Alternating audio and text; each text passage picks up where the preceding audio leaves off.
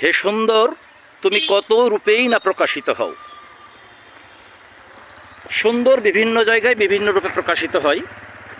আমি আজকে আপনাদেরকে নিয়ে এসেছি, দেখতে পাচ্ছেন এই যে মাটির কারুকার্যমণ্ডিত একটি শৈল্পিক ঘর।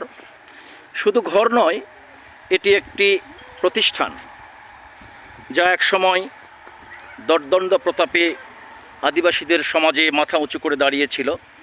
সেই আদিবাসীদের নারী ও শিশু কল্যাণ সংস্থায় আজকে আপনাদেরকে নিয়ে এসেছি।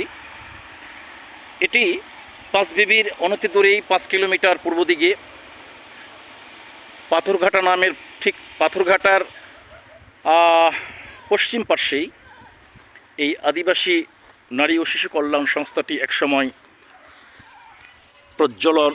প্রজ্বলিত একটি প্রতিষ্ঠান ছিল, যা এই এলাকাকে, এই আদিবাসীদের মধ্যে একটি সুন্দর নারী এবং শিশু কল্যাণের কাজে নিমজ্জিত ছিল। বন্ধুরা, সময়ের ব্যবধানে বিভিন্ন প্রেক্ষিতে এই প্রতিষ্ঠানটি আজকে নিভে গেছে প্রায়। জানলাম এই প্রতিষ্ঠানটি একসময় এই এলাকার আদিবাসী নারী এবং শিশু কল্যাণের কাজে ব্যবহৃত হয়েছে, যা সময়ের ব্যবধানে আজকে প্রতিষ্ঠানটি তালাবদ্ধ। দেখতে পাচ্ছেন এই প্রতিষ্ঠানটি মাটির নির্মিত। শৈল্পিকভাবে এই আদিবাসী নারী এবং শিশু কল্যাণ এই সংস্থা,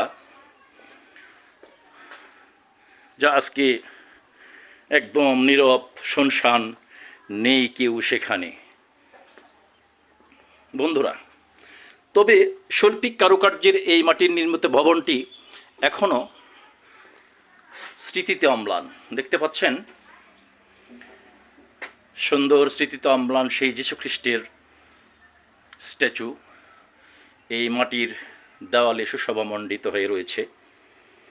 শৈল্পিক ছোঁয়ায়, হাতের শৈল্পিক ছোঁয়ায় যা ফুটে উঠেছে। এর প্রত্যেকটি রুম এখন তালাবদ্ধ, এর কার্যকারিতা হারিয়ে ফেলেছে। তবে এর যে মাটির শৈল্পিক বিবরণ, তা এখনও বোঝা যায়, যা একসময় এই এলাকার একটি ঐতিহ্যমণ্ডিত প্রতিষ্ঠান ছিল। বন্ধুরা, কথা দিয়েছিলাম যেখানেই যাব চলন্ত পথে আপনাদেরকে সব কিছু দেখানোর একটি ক্ষুদ্র প্রয়াস চালাবো। সেই প্রতিশ্রুতির ধারাবাহিকতায় আজকে এই আদিবাসী নারী এবং শিশু কল্যাণ সংস্থার একটি রূপ আপনাদের তুলে ধরার চেষ্টা করলাম। বন্ধুরা, আজকে এ পর্যন্তই। সকলকে সালাম, শুভেচ্ছা এবং অভিনন্দন। আসসালামু আলাইকুম ওয়া রাহমাতুল্লাহ।